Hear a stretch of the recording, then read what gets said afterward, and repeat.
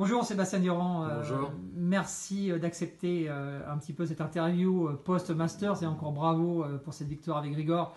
Merci. On a quelques questions à vous poser. La première c'est comment avez-vous vécu finalement cette préparation terminale des Masters avec Grigor?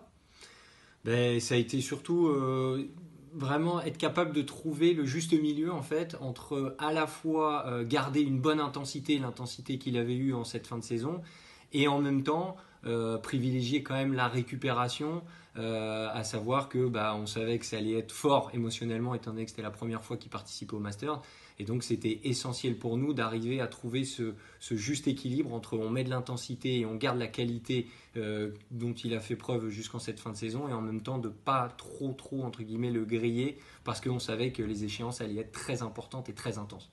Et du coup, par rapport à cette préparation, est-ce qu'il a souffert selon vous physiquement au fur et à mesure de la semaine jusqu'à la finale? Eh ben, très peu. En fait, il a eu un premier match difficile, surtout émotionnellement, où en fait ce premier match, c'était bon, voilà, c'est toujours quelque chose de très particulier. Première fois, l'événement, premier match, donc énormément d'émotions à gérer et de stress. Et bon, il est passé au travers, ce qui fait qu'on a vraiment vu qu'il s'était libéré au fur et à mesure de la semaine, d'où son deuxième et son troisième match qui était vraiment exceptionnel contre David Goffin et contre Pablo Carreño Busta, où c'était vraiment deux matchs exceptionnels. Et puis après, le fait de rentrer en demi-finale et de jouer Jack Sock, qui était quand même la personne très en forme en cette fin de saison avec un match très intense.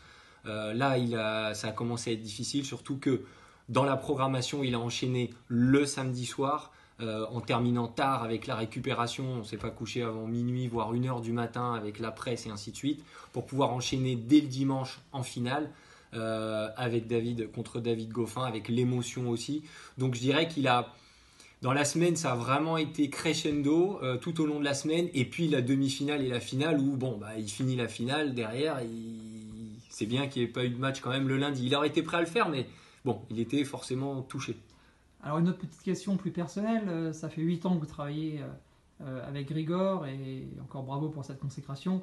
Et comment du coup avez-vous vécu un petit peu ces 8 années au fur et à mesure du progrès de Grigor? Je souhaiterais à tout le monde de vivre ça parce que c'est un vrai processus de formation que j'ai avec lui. Ça fait effectivement 8 ans que j'ai la chance de le suivre, et en partageant plein de moments, des moments forts, des moments difficiles aussi, où des fois on passe un petit peu au-delà du cadre de simplement faire de la préparation physique, mais on essaye d'apporter vraiment des éléments aussi de préparation mentale, de soutenir dans certains moments. Quand il est redescendu 40e mondial, forcément c'était pas facile tous les jours. Et puis d'avoir ce moment-là extrêmement fort, un tournoi exceptionnel comme ça en fin d'année qui se termine un peu en apothéose, parce que il n'y aura pas de joueurs qui vont finir une saison comme ça en gagnant 5 matchs de suite comme ça avec 5 top 10.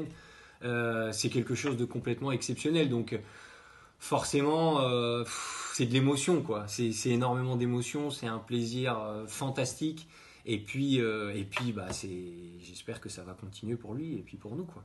Merci Sébastien. Une dernière petite question, une petite anecdote pour tous ceux qui nous écoutent sur ce Masters? Petite anecdote, oui, alors il y en a une un peu étrange, c'est qu'il y a eu une alarme, l'alarme de l'hôtel a sonné où on était à 3h30, entre 3h30 et 4h du matin.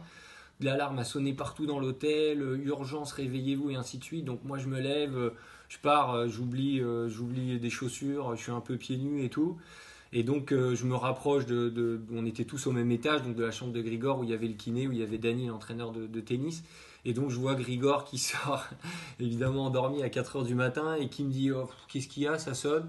Pas inquiet du tout. Et je lui dis écoute, ça sonne, si tu veux je vais aller voir. Il me dit ouais, il fait demi-tour, il me dit écoute, va voir, puis tu me dis si jamais il y a un problème, tu me dis. Et donc il referme la porte, il retourne se coucher. Donc moi je suis quand même descendu en bas parce qu'il y avait quand même une évacuation. Et il y avait en fait énormément de monde, donc c'était très particulier de voir Rafael Nadal, Zverev, Dominic Thiem, Jack Sock, tout le monde à 4h du matin, avec les cheveux en l'air, complètement à se demander ce qui se passait dans les rues de Londres à 4h du matin. C'était un peu étrange. Puis au bout de 10 minutes, tout le monde est remonté tranquillement, bien sagement dans sa chambre. C'était une fausse alerte ou un problème technique qu'il y a eu. Mais bon, c'était un peu une vision un peu particulière à 4h du matin de voir tout le monde dans la rue. Et puis Voilà, c'était une petite anecdote un peu particulière, mais bon, je crois que tout le monde a bien géré le lendemain ses matchs. Moi, Grigor jouait pas le lendemain, donc il a pu Parfait. se reposer un peu plus. Merci pour tout Sébastien et Avec plaisir. bonne saison 2018. Merci Au beaucoup, revoir. au revoir.